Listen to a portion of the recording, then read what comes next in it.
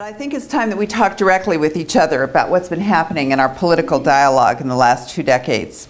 Polls show that the Tea Party, Occupy Wall Street, majorities of Democrats and Republicans and independents do have at least one thing in common, and that is that we are all worried about the huge amount of money that's influencing our politics.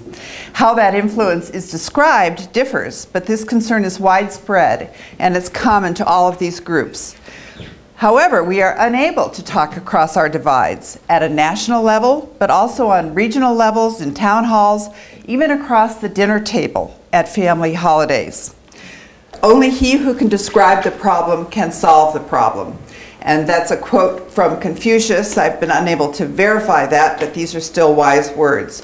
So my purpose today is to describe a problem that's dragging our political dialogue down and adding to the gridlock in Congress. And this is a problem that I have observed and documented for 20 years, and that is the increasing use of language of extremism in our political dialogue. And I'm going to describe this problem from 3 angles. The first is that I have a background in linguistics and the analysis of political speech.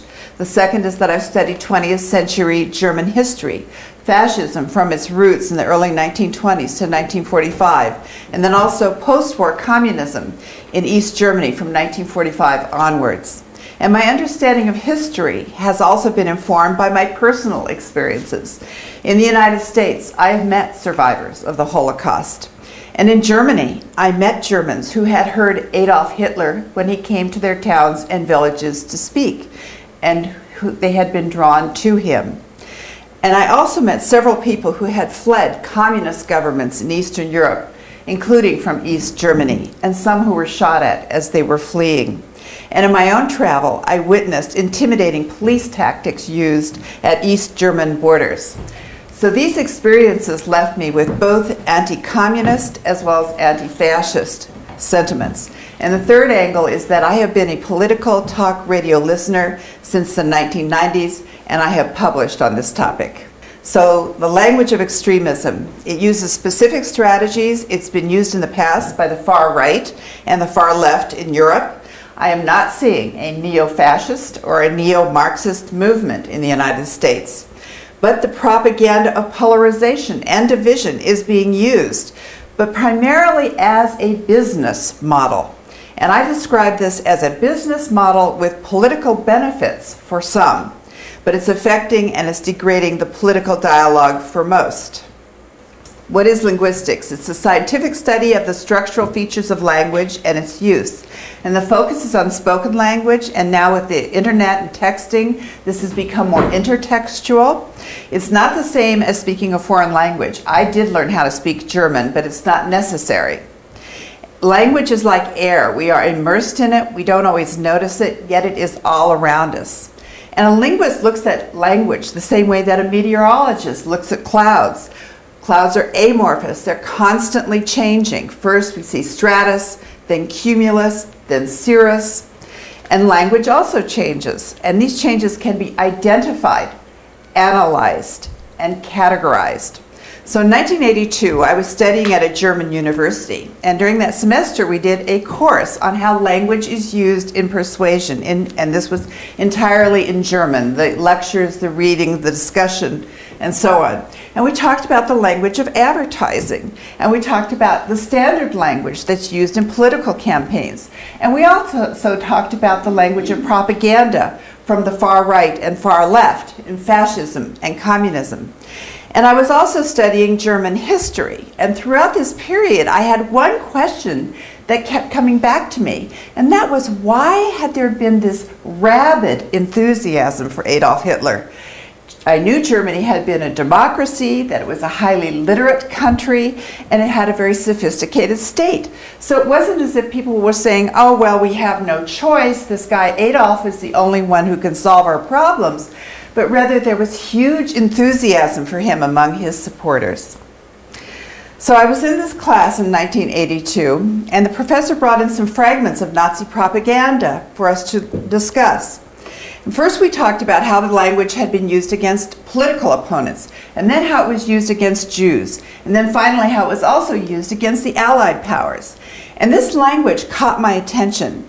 And so after the class, I went up and I spoke with a professor, and he said, you know, if you're really interested in this, there's an excellent book in the library you might want to check out. So he wrote the title on a slip of paper, and I took the piece of paper in my hand, and I remember this so clearly. It was one of those gray German days. I walked across the campus to the library, up the stairs, found my way to the row, went down the row, found the shelf, pulled the book off of the shelf, and as I stood there, I opened the book and I began to read. And as I read, I could feel my axis, the reality, my own reality shifting on its axis. Okay, because this was such powerful language. This was an analysis of Nazi propaganda. It was a dissertation that had been written by a student in the 1970s. And he was so careful about the way he did it. He said, okay, this is a strategy that's going to be used, and I'm going to explain it how it's going to work. And then he put 2 or 3 lines of propaganda there. And then right afterwards he would say, and that was the manipulation. That is how they tried to sway you. So I went over to a table and I sat down and I spent the entire afternoon reading this. And it took a whole afternoon, not because it was a big book. It was actually a very narrow book. But it was so powerful. I had to get up about every 10 minutes and I would walk to the window, I'd look out the window, and I would just let this language wash out of me. And what I would do generally is think about my friends back in the States who were Jewish and the kinds of people they were and the quality of our relationships. But I thought, you know, I'm never going to want to read this again. I'm never going to have any need for this book again, but somehow it seems terribly important. So I photocopied it, I threw it in my suitcase. Suitcase came home with me to the States, and it went up into my attic. And then 10 years later, in 1992, I was visiting my family, and I was tooling around in the suburbs, listening to the radio, and suddenly Rush Limbaugh came into my life. And I thought, when I listened to him, I thought, wow, this is really different. But there's something here that's not entirely new. And I actually had to pull my car to the side of the road.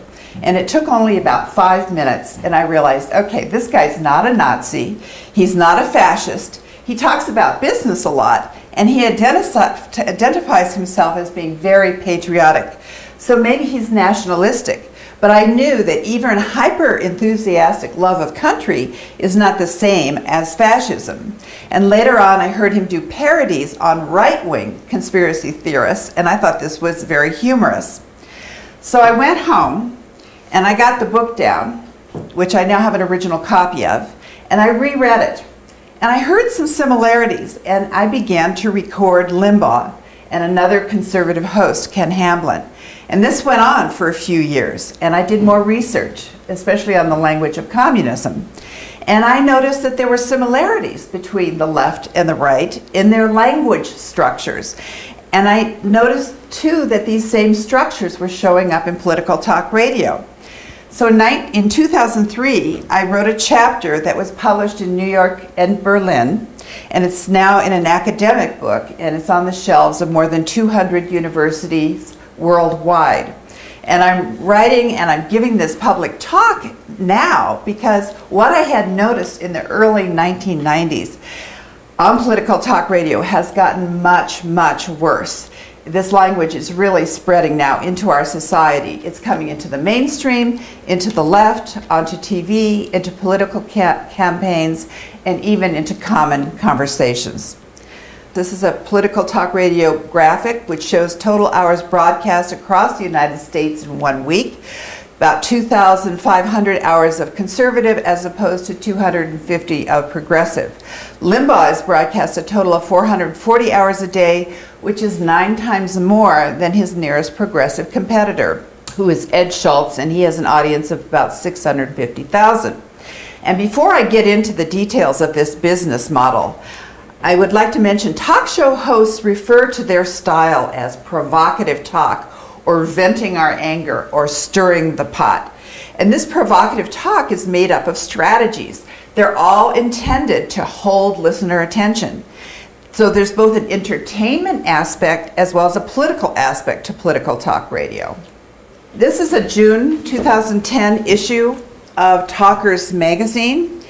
And the lead article here is written by, that's a big industry publication in talk radio industry, and the leading story here is written by Mike Kanosian, who's a top expert, and he writes about the history of political talk radio. And he said, well, you know, at one time, wrestling was a sport like any other sport, but then it was repackaged as entertainment, and these WrestleMania events became blockbuster moneymakers. This is the model for political talk radio. You have this staged conflict, and it's entertaining and it's profitable. And in one corner you have the baby-faced wrestler, and in the other corner you have the dreaded foe. And it's the job of the host to incite fierce flame fanning. And this creates an upward spiral and increased TSL. And TSL is time spent listening. So with that, you get increased sales. So when these talk show hosts are caught saying something outrageous, they will just back up and say, oh, well, I'm just an entertainer. And that's where that comes from. These dreaded foes. On conservative talk radio, this fear of the enemy is usually directed at government, particularly a fear of totalitarian government. And on both left and right-wing talk radio, there's a fear of the other that's promoted. And those are political opponents and their supporters. And the hosts then ratchet up these fears using verbal tactics of polarization. In this corner, it's we, the good guys, and in that corner, those people, the bad guys. The problem is, political talk radio show hosts are not the first to discover this. These tactics of polarization have roots, and this is a sales technique with serious consequences. And many people are getting the sense of a deep gulf developing in our country, a sense of splitting apart into as if two profoundly different realities are developing. Cicero was a Roman philosopher that our founders liked to read. And he wrote, he who knows only his own generation remains always a child. And currently much talk on political talk radio and on blogs is about fascism, communism, totalitarianism, and statism. And from a political and historical point of view, there's good reason to fear fascist or communist dictatorship or a totalitarian regime. So let's take a quick look at the last century. So 20th century European history was characterized by battles between two distinctly different ideologies. On the traditional spectrum, you have Marxism and communism on the left, and then fascism on the right. Both ideologies were revolutionary. Violence and force was seen as necessary to topple the existing governments. Both movements spread across Europe, and many populations had a sense of being caught between these two. Communists and fascists were fierce opponents, and many of their movements on both sides had paramilitary units that were organized to intimidate and physically beat opponents. And this was most severe in Germany, where street battles raged in the interwar period in the Weimar Republic. And fascist movements especially surged ahead across Europe, and they were successful in Germany and Italy. But full totalitarianism took hold in Germany only. And by that I mean the absolute rigid, centralized state control of all aspects of life. Military, economy, education, the media, but also personal behaviors and family life. So you had to be very careful about what you were reading or even the kinds of conversations that you were having. And the state uses terror rather than the rule of law to enforce. Totalitarianism can also come from the left.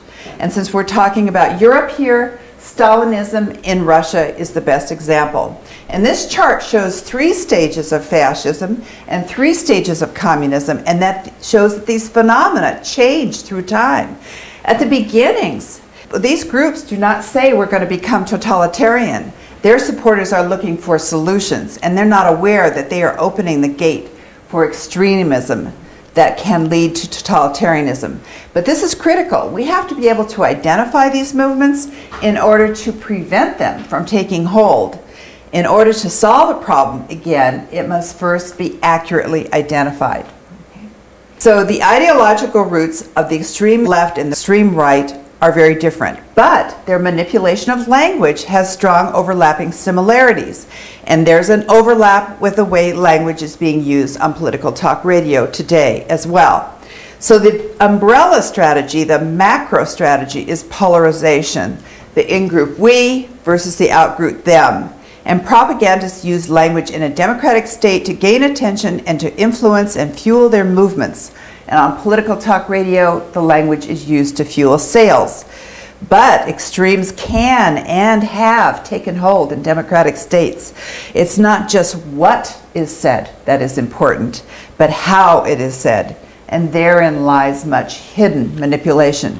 But recognizing these strategies liberates thought. All the liberties in the world will do us no good without liberty of thought. If the individual is far less likely to be controlled by either extreme if he or she is able to identify these strategies. And this facility for resistance is of huge importance, especially for young people as we move deeper into the information age. So I'm going to go into 7 strategies under this umbrella strategy of polarization. And I am going to be mentioning Adolf Hitler's name here. Very fortunately, he still stands alone as a master propagandist and as an enemy of genuine democratic and Republican values. So there are some similar linguistic strategies that I hear being used, but there's nobody that's even close to being another Hitler. And the object here is that the speaker creates extreme contrast between good and bad. And he does this by using opposite and very intense emotions. And the effect of this is that it sets loose an unrestrained psychological attack of defamation, ridicule, and hate. So opponents feel disoriented because this is a new way of arguing. It's not like these are your fellow citizens who have bad ideas. Suddenly, that other group is made up of bad people. And I'm going to play 2 emotionally charged verbal attacks. This is just to get a sense of the tone that can be used. The first is Ed Schultz, who is a liberal host. He's reacting to a Democratic caller who does not like the fact that Schultz has been making fun of someone with a Southern accent. And the second one is Michael Savage, who is a libertarian, and he's attacking his opponents here, the liberal media watchdog Media Matters. There are a lot of people that are going to respond to your... Well, let them freaking respond to it. Rodney, let them respond to it. Let them respond to it. Come to the freaking town hall meeting and respond to it. I'm not apologizing. I'm not, well, I guess what God, I mean, it absolutely amazes me how many experts there are out there in talk radio. You can't say this because this might happen. You can't say that because that might happen. You can't do any of that because that might happen. You know what, something, Rodney? You don't know your ass from third base. Wait a minute. Oh, no, wait a minute. You don't. What do you know what to talk about? What do I know what to talk about? How do you know what to talk about? How do you know what strikes the passion of the people? Have you traveled the country? Have you talked to people in market after market? Have you looked in their eyes and seen the frustration with the conservative movement in this country? Okay, but when you start doing things that take away from... That's your freaking opinion! Well, and evidently you have a very strong one, but I'm concerned about your... Well, you shouldn't be concerned about it, Rodney. Why don't you just get off your ass and start working? Carolina for the first time. Running out of Ireland. The kids are coming here. The young are fleeing to... they're going to jobs in Spain. Where else are they going? It's a new wave of Irish. I always liked the Irish. I hope the more of them come here. At least, if we can have illegal aliens, let them be from Ireland for a while. At least I can understand them. Is it wrong? I shouldn't have said that, but I said it anyway. Let me say it again. As long as we have illegal aliens, let them be from Ireland. At least I can understand them in case you missed it. Now go into overdrive. Ooh, Michael Savage said, as long as they can be illegal aliens, let them be from Ireland, I can understand them. Blah, blah, blah. This shows implications of racism. Blah, blah, blah, blah, blah. Insensitivity to people of Hispanic descent. Blah, blah, blah, blah, blah, blah, blah. Yeah, shove it up your behind. See if I care. Shove it up your ears already. I hate all of you, you left-wing vermin. If it's up to me, I'd deport all of you. You want to get me angry? Go ahead. You think you're the only ones with anger? Wait till you see what happens when you incite the Tea Party people on the right wing. You'll find out what anger is very soon. Go ahead, play with us. Keep giving us those New York smirks. Keep it up. Keep smirking at us. You think this was something. You saw nothing yet what's coming in this country if you keep ripping us off and diminishing our stature. Go ahead, keep it up. See if I care what you write about me or what you say about me. I don't give a damn. Go to hell, all of you left-wing communist bastards. All of you. Snooping on talk show hosts. Sending it to Soros's front group, Media Matters. This is something right out of the ex-Soviet Union, and you're participating in it like you're superior. You're nothing. You're lower than roaches in an outhouse. You left-wingers are like roaches in an outhouse, looking for the droppings of human beings, you rats, you. So the second strategy is poisoning the well. And the object here for the speaker, and when I say speaker, I mean the propagandist, okay, is to inflate his own credibility while he simultaneously belittles his critics. Hitler quickly understood the power of the new medium of radio, and by the mid-1920s he was using radio, and party members were hawking the Nazi newspaper on street corners. The major newspapers in Berlin and Frankfurt were his strongest opponents and critics, and he labeled them the Jewish press. He said their readers were the so-called educated circles and the so-called intellectuals. So he's telling the German people, they don't have a clue of what's going on here. Don't pay attention to them. And East Germany, Lenin had said that the press had one overriding task, and that was to continuously maintain rigid opposition to the capitalist press. And conservative hosts repeatedly emphasize a battle between the mainstream media. And by that they mean the national media and conservative media. And when they do this, this is not just a political strategy, it's also a business strategy, because they're attacking business competitors. They don't say that, though. So Limbaugh will elevate himself, say he is the doctor of democracy, the epitome of morality and virtue, America's truth detector. And on conservative political talk radio, AP, Reuters, the New York Times, Washington Post, CNN, ABC, CBS, NBC are all labeled mainstream media, or sometimes liberal media. And more recently, I've heard the terms government-controlled media or state-run media. And these propagandists will use a technique called lexical fusion against their opponents. And lexical fusion is when two words are welded together and they're used repeatedly together. So the Nazis would call their opponents liberal socialists or Jewish Marxists, and communists would call their opponents fascist capitalists.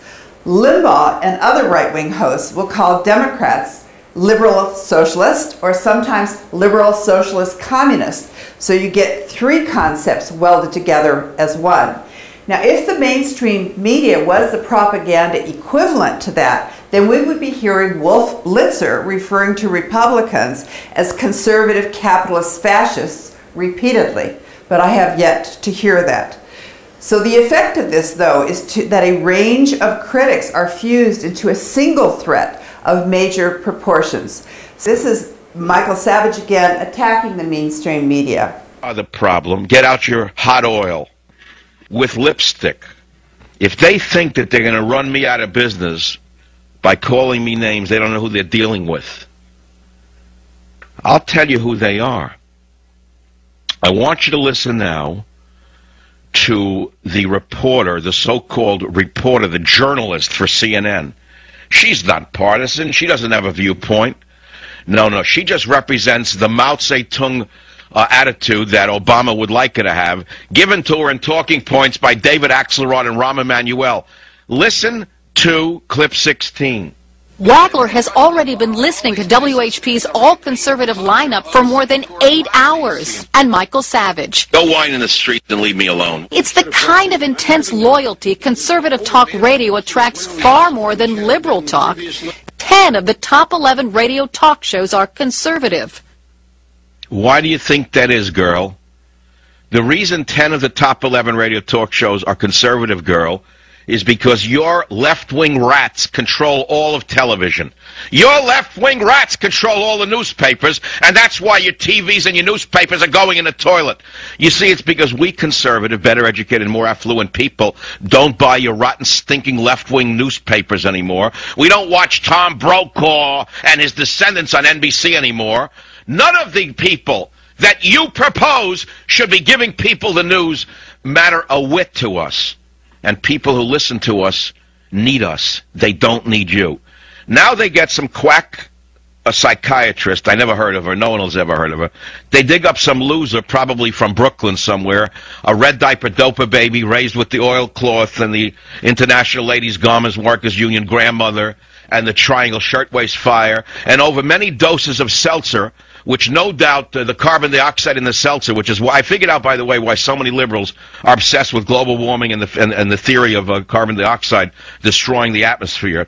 It's because they have so much carbon dioxide in their brains from all the years that they imbibed seltzer from the seltzer bottles of Brooklyn that they're obsessed with carbon dioxide. So here's one of them. Here's a psychiatrist talking about Rush Limbaugh in clip 17. He's essentially kind of operating like the bully. And if you're on the playground, do you want to be the bully's, under the bully's wing and go along with him and get, therefore, some power by proxy too? Or do you want to be, left out alone on the playground where, who knows who's going to take you out? Salt says conservative talkers are more popular than liberal talkers because they attract the kind of person who likes strong, aggressive messages. So this schmuck psychiatrist, who I wouldn't let this idiot analyze a worm, let alone a human being, has the nerve to say that talk radio hosts like Rush or I are the bullies, and she says Axelrod is not a bully? Obama is not a bully? You're telling me that the White House is not bullying the rest of America by frightening everybody? We're the only thing standing between the real bullies, and you know it, Salts, but you are a sellout. You're a prostitute. You're as low as they come. You're a pill-pushing prostitute with a medical degree, in my opinion. I'll be right back. This is the third strategy. The object here for the propagandist is to define an in-group truth.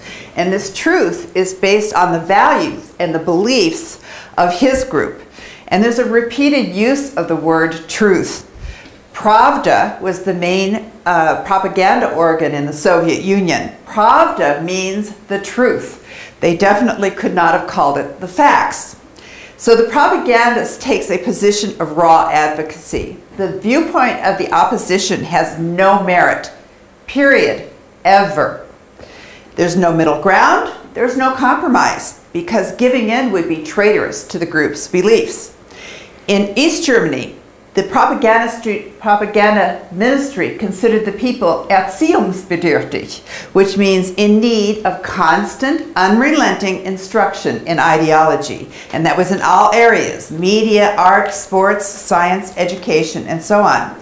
So these are constantly and repeatedly, these areas are all seen through the prism of the in-group ideology. And this is very explicit.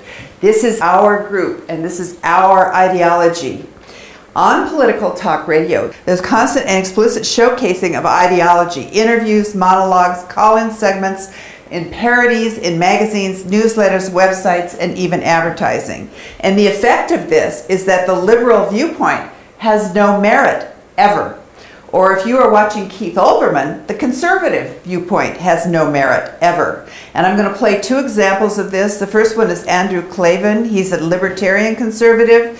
He has a short program on Glenn Beck TV, and he talks about the differences between the traditionalists and the progressives. And then Limbaugh is this comes within Limbaugh afterwards, and he's talking about healthcare reform, and he teaches false history here.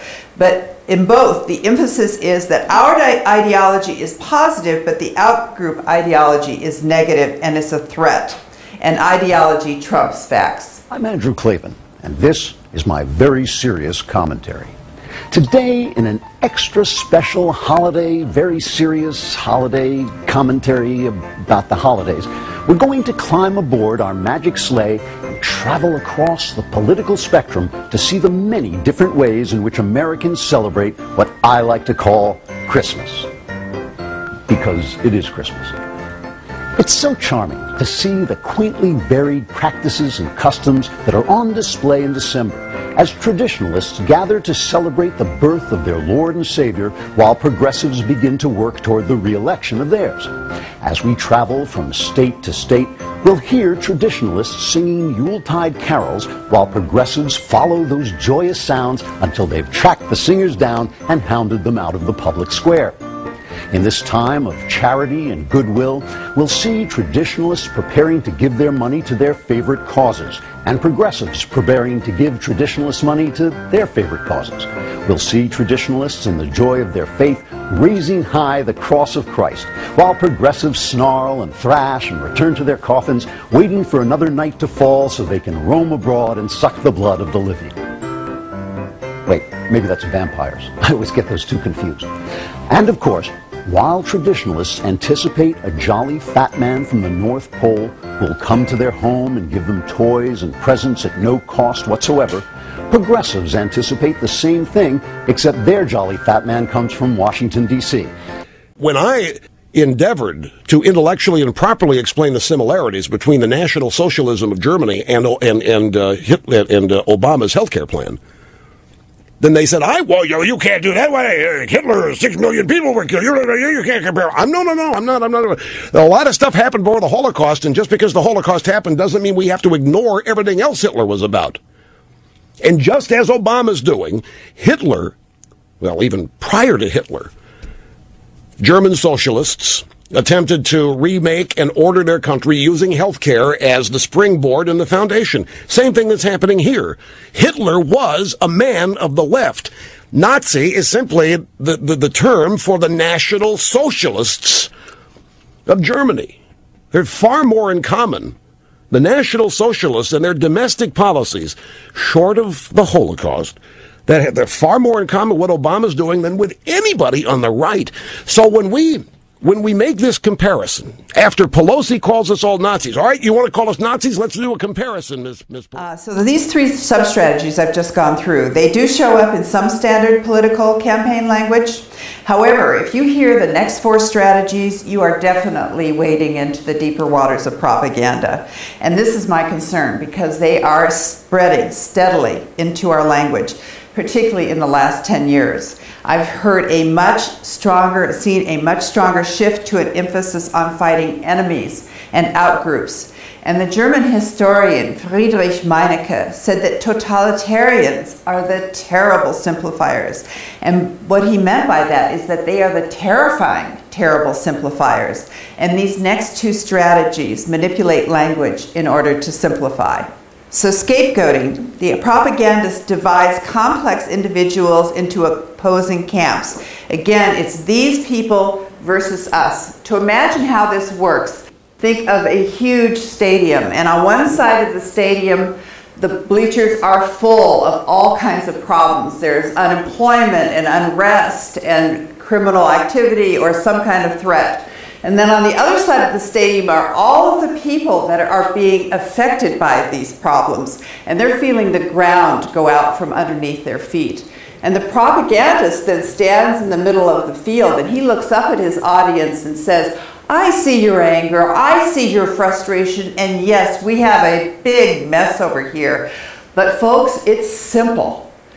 And he creates what I call a laser beam of blame. And he funnels that anger and frustration down into his fist, where he holds the outgroup. Hitler would say, we must just rid society of the influence of these people, and then only then will our problems go away. And that's, for the most part, how he did express himself. And the effect of this is then that there's a promise of a better and more pure and more utopian future. And ridding society of this outgroup, this can be ideological, ethnic, on the basis of race, or on the basis of class. And in East Germany, capitalists were called a threat to the existence of humanity. The capitalist class must be brought down and eliminated. Only then will communist utopia arrive. The Nazis said that Germany can be whole and purified only when the Jews are completely excluded. And the Jews were simultaneously evil communists if they were in the East, or evil capitalists if they were in the West. So there was this lexical fusion then of opposites, and then we hear this sometimes on political talk radio when Obama will be labeled a fascist, Marxist, communist. And again, if the mainstream media was the propaganda equivalent, we would read in the New York Times that Mitt Romney or Rick Santorum are fascist Nazi capitalists. But again, I have not seen that. But through these repeated negative associations on political talk radio, the word liberal and the word progressive have been made into pejoratives. And I'm going to play now, this is a clip of Newt Gingrich, who is now a candidate for president, and he's speaking at a Conservative Political Action Conference, CPAC, in 2011. And he talks about Democrats, not as people and not as individuals, but as a single destructive socialist machine that's bringing America down. Now, he's not yelling, and he's actually expressing himself in a fairly low-key way. But this is still language of propaganda. No mistake about it. One of my bosses was up for a few minutes ago, the head of Regnery Publishing, so on her behalf I will say I have a book coming out this spring called To Save America. Because I believe, I would never have said this at any time before now, I believe we are now in a struggle over whether or not we are going to save America. I believe that the radical left is a secular socialist machine so dedicated to values destructive of America that if it is allowed to remain in power, whether that's in Sacramento, or that's in Albany, or that's in the city council, or that is in the federal government, that machine is antithetical to the survival of America as a prosperous, healthy country based on sound principles. Fifth strategy is stereotyping. The object here is to narrow a concept into a generic form. And the propagandist uses impersonal and derisive images. So in East Germany, the capitalist personality was repeatedly labeled as inhumane, the workers' gravediggers, atomic warriors, slimy, nasty, trash, and filth. And I read a brochure that had been given to independent farmers there, titled, "The Only Good Farmer is He Who Accelerates the Victory of Socialism." And the message was, no matter how productive you might be, you are a bad farmer and a bad person and selfish if you are not in the collective and with the ideology. In fact, you are a collaborator with the fascist capitalists. On political talk radio, liberals, progressives, and Democrats are labeled arrogant, contemptuous, smug, self-loathing, lazy, gutless, whiners, crybabies. And terms like liberal crybabies or whining liberals, that might seem benign. But to me it was a red flag, because I knew that Hitler had hurled a slew of names at the elected parliament there, but that two of his favorites were to call them babblers and whiners. And think what the propagandist is saying. I am a grown-up with very legitimate concerns. But these other people, all they do is whine and fuss and drool, and they're constantly in our way. We can't get anything done. Well, this is now everywhere. Whiners and crybabies. I'm hearing it all over. Now, this is natural and it's human, because we absorb what we hear others using, especially if we think it's fashionable, because we're trying to keep up. On conservative political talk radio, conservatives are also stereotyped, but with very positive labels. They're told they are real Americans who have love of country, love of family, hardworking, honest patriots who have bedrock principles and true values. Limbaugh has a refrain: there are Americans and then there are liberals. And this theme is sort of repeated down through much of conservative talk radio. There are some ugly and really demeaning stereotypes coming from the left. I'm seeing these mostly on blogs and postings, such as "you right-wing, toothless, redneck, Bible-thumping trailer trash," which people might think is funny unless you've done manual labor, or you've known someone poor, or you've been one of the working poor yourself. And I lived in a trailer for a while I worked as a waitress, so this doesn't go over very well with me. So the respect for the complexity of each individual is lost. No one likes to be stereotyped. And the effect, though, of this is that opponents are seen as despicable people, as a group and as individuals. And I'm going to play two examples of program hosts who are stereotyping opponents. The first is Daniel Radigan, who is a host on MSNBC, and he stereotypes Tea Party participants, and that's followed again by Michael Savage, who constructs a very elaborate stereotype about liberal women. The Tea Party has a bit of an integrity problem, as everybody from birthers to open racists to outright Nazis are actually on the team, and no one involved, including its leadership, seems to mind that fact. I ride my bicycle every day as I go down to a mall to see people. I can't believe what insular people.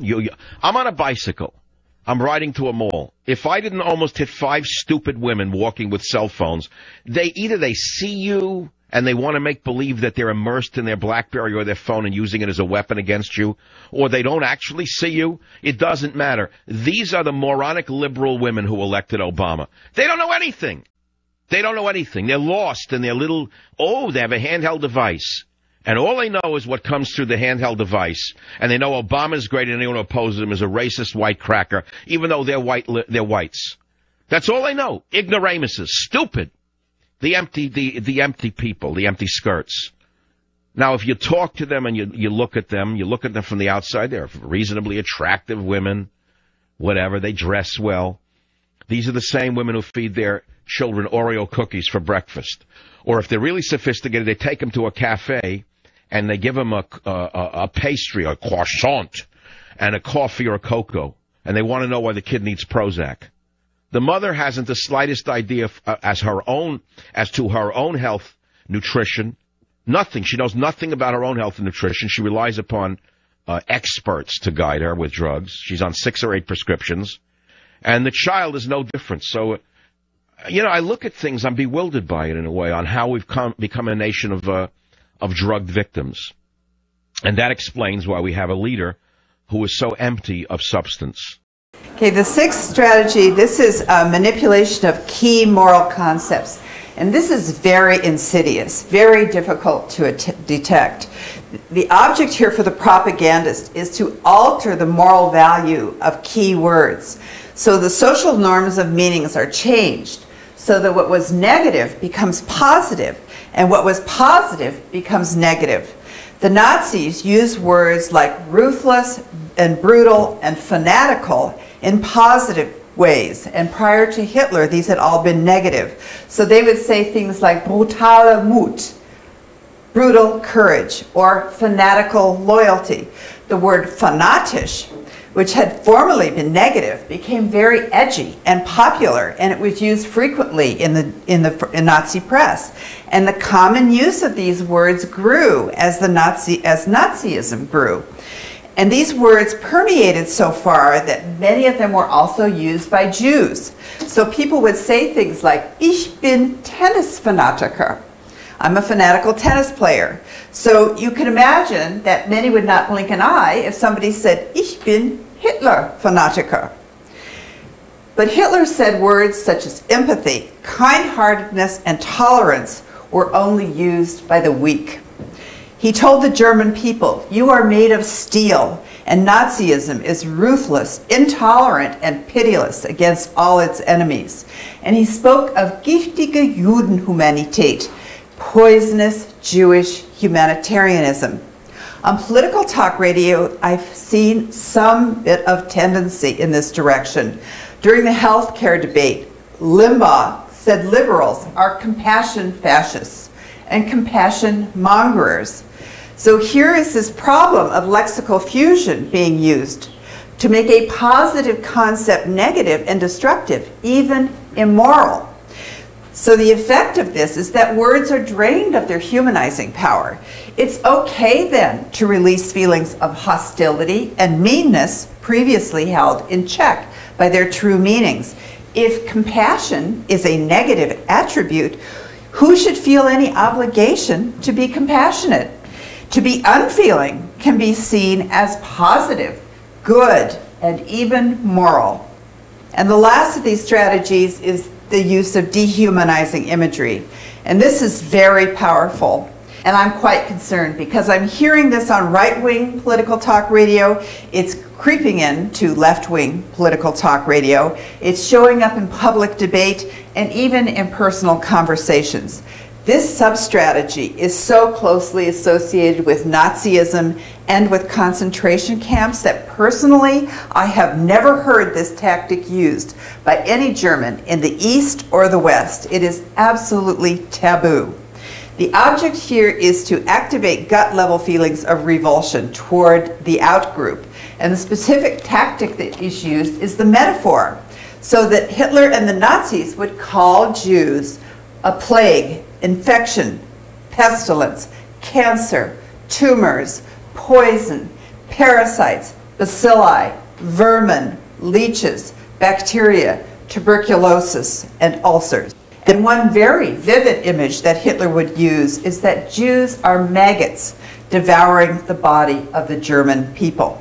Now, if your body is being devoured by maggots, what is your normal reaction? What's your visceral reaction going to be?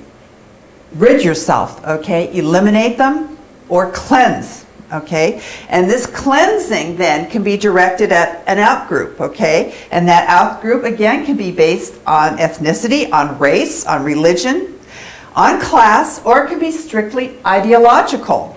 Dachau, the first concentration camp built outside Munich, was used initially for political prisoners. And I have bookmarked it here, and this is documented by other German linguists as well, that before Hitler, words such as parasites and extermination had not been used in German in political language. These had been strictly biological terms, and Hitler took language, though one small, logical, but devastating step deeper. Jews were parasites, parasites that must be exterminated, eradicated, obliterated, and executed. So he didn't say, we're going to murder the Jews. He just would talk about eliminating the parasites. And I have recorded one instance of Rachel Maddow calling a conservative guest a parasite. And I have one instance of Keith Olbermann calling Tea Partiers vermin. But this does not seem to have caught on as it has on right-wing talk radio. On political talk radio, Limbaugh in the 1990s was calling liberals maggot-infested and parasites. And this has continued on up into 2011. He called protesters in Wisconsin maggot-infested and parasites. He's called Occupy Wall Street protesters parasites with parasites. And this is not constant. It's just once in a while that you'll hear him say this, okay? But when he does, it goes out to 20 million people who might think it's okay to repeat it at the water cooler. You want to talk about who's killing the jobs? Obama was lecturing us all about the importance of job creation as though he knows anything about it. Believe me, folks, he doesn't. This isn't just talk show ranting. He doesn't know, folks, about job creation. He doesn't have, he has no training in it. He's got no experience in it. He's a parasite. He's like all liberals. They're parasites. They wait for everybody else to do the work, and then they feed off of it. And they assume, like all parasites do, that the host is always going to just be there. And the host is always going to be growing and doing what it does to be fed off of. We're just looking at a man and a party that are a bunch of parasites. What he doesn't understand, well, I don't know what he understands, but he is destroying the host, per se. He's destroying the domestic oil business. He's destroying the coal industry. He's causing electricity rates to skyrocket. He's blocking oil drilling in the Gulf and Alaska, the continental shelf. His minions are killing nuclear power. And now he's pushing for increases in taxes on oil. And we never hear a single news report about all the jobs that are being destroyed because of his policies. All we hear about is, gee, will this work for Obama in his re-election? I'll tell you, it's near criminal. Okay, well, that's bad news. It is a far greater cause for concern when political leaders dehumanize opponents.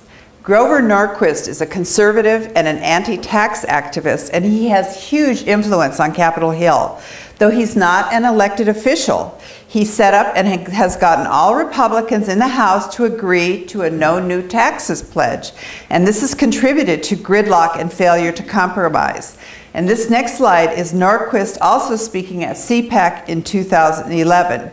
And he stereotypes and he scapegoats in this clip. But in the last third of it, he also then uses dehumanizing language to describe Democrats.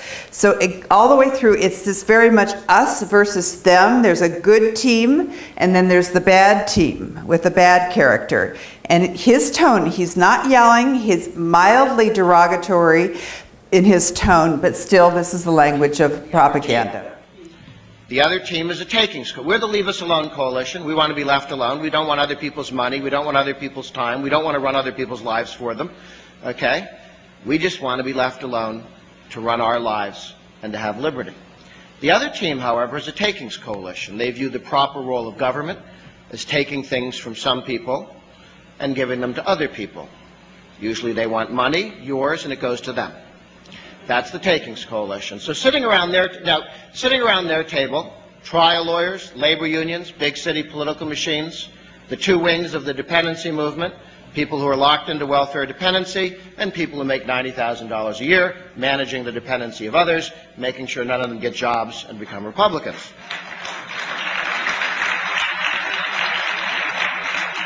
You also have all the people who get government grants. What do they get the money for?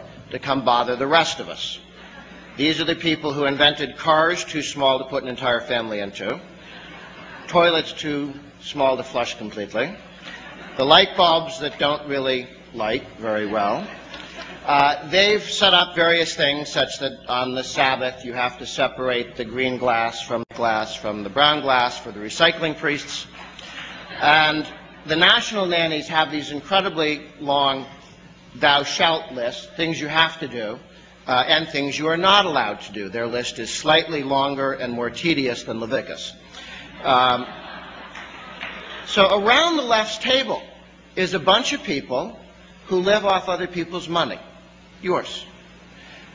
When we focus correctly on spending, we not only complete our coalition and make it internally consistent, but we go to the other team's table, because you notice the first thing that Obama did as soon as he showed up was take $800 billion and throw it in the center of the table, and then the $350 from TARP on the center of the table, and you got $1 trillion+ on the center of the table. Our friends on the left can get along, kind of like in that scene after the bank robbery in the movies. One for you, one for you, one for you, and they're all smiles, and they're all happy. But as soon as the pile of cash in the center of the takings coalition table begins to dwindle and get smaller, and if we do our job right and say no new taxes and mean it and put our foot on the air hose, and we stop throwing money in the center of their table, then the left begins to look at each other a little bit more like the second to the last scenes in those lifeboat movies. Now they're wondering who they're going to eat or who they're going to throw overboard. The left is not made up of friends and allies. The left is made up of competing parasites.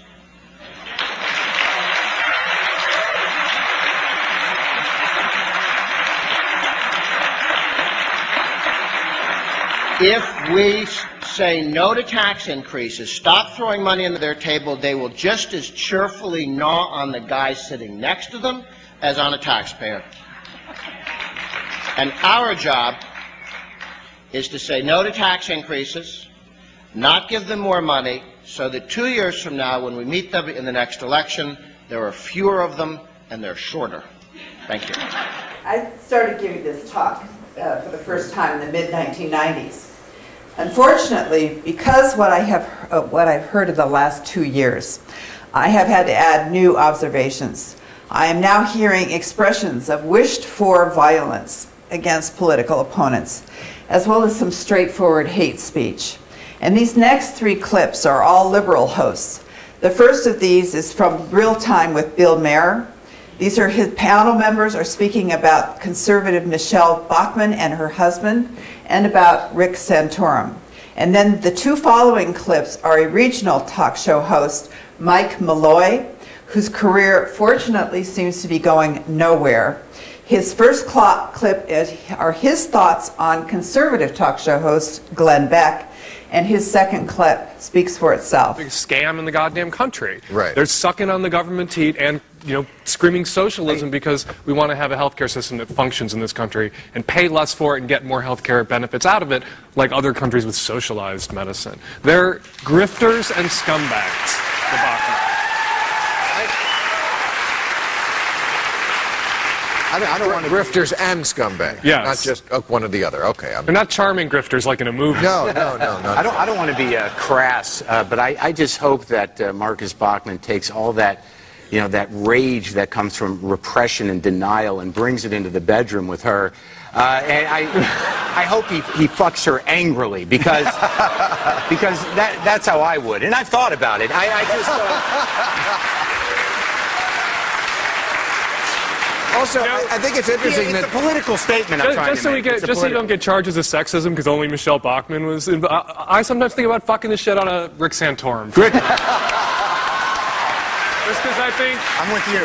He needs it. So it's not just women we're talking about fucking. Sure. Let's bone that. And I have good news to report. Glenn Beck appears ever closer to suicide. I'm hoping that he does it on camera. Suicide is rampant in his family. And given his alcoholism and his tendencies toward self-destruction, I am only hoping that when Glenn Beck does put a gun to his head and pull the trigger, that it's on television, because somebody will capture it on YouTube, and it will be the most popular little piece of video for months. You sons of bitches, I just hate you. I hate you to the depths of my soul. I will hate you when I'm dead. I will hate you 1,000,000 years after I'm dead. I will still hate you. My hate will be a star in the firmament that will shine down on your Republican asses forever. That's how deep this hatred is because of what you're doing to this country. Ooh. Did I say all that? Have I said yet this hour how much I hate these people? Have I, Kathy? I haven't. I hate these people. Oh my God, it's beyond hate. What's beyond hate? Loathing? What's beyond loathing? It's down to an atomic level with me. My cells hate them. My DNA hates them. My RNA hates them. I go down to a subatomic level. Whatever muons exist, quarks inside my body. That's how deep and abiding the hate is. It goes to the point where I no longer exist as a solid human being. All the space between the trillions of atoms that make me up, that space, that negative energy, hates them. This is a poster that was put up in Iowa a few years ago. It was taken down, didn't stand for very long. But it's a good example of lexical fusion, but also visual fusion. So you've got the far right and the far left here with our democratically elected president in the middle. So you have this visual fusion of images. They look like 3 peas in a pod here. And this propaganda now is coming into film. So you get this fusion of words, visuals, and music. And I'm going to play an ad here called the Kill the Ground Zero Mosque, which was a political action committee message. And it shows 9/11 victims plummeting from the towers, which was footage that families had asked not to be shown. So this was not about honoring 9/11 victims or their families, but it was used for powerful and manipulative emotional effect. So as you go through this ad, you can listen for the us versus them in the words, in the visuals, and in the music.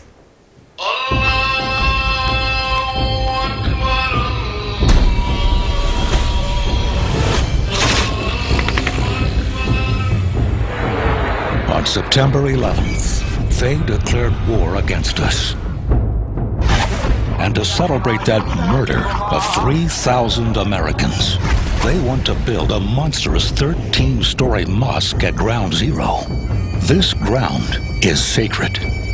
Where we weep, they rejoice. That mosque is a monument to their victory and an invitation for more. A mosque at Ground Zero must not stand. The political class says nothing. The politicians are doing nothing to stop it. But we Americans will be heard. Join the fight to kill the Ground Zero Mosque. Go to GOPtrust.com. Paid for by National Republican Trust PAC, which is responsible for the content of this message. Okay, the last clip I'm going to play is former White House Press Secretary Robert Gibbs. He's talking about the language and the images that were used at Tea Party rallies. And this is a YouTube video that was uploaded in 2009.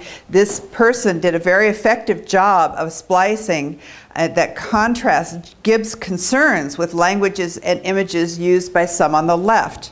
So there's a World Wildlife Fund that ends this clip, and this was done by a regional group. It also uses 9/11 imagery, and it was renounced by the international headquarters of the World Wildlife Fund. And the message is, Earth is powerful, don't mess with the Earth, or the Earth will mess with you. I will continue to say what I've said before. You hear in this debate, you hear analogies, you hear references to, you see pictures about, depictions of individuals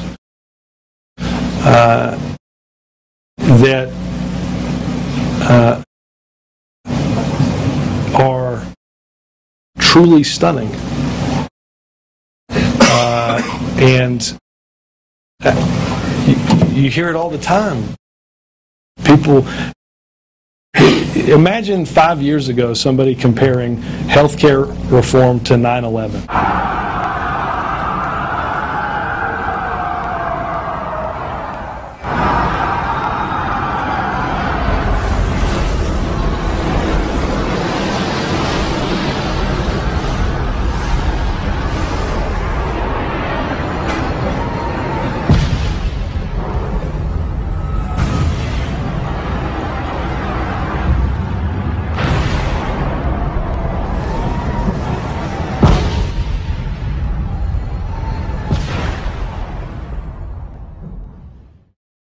Finally, some light.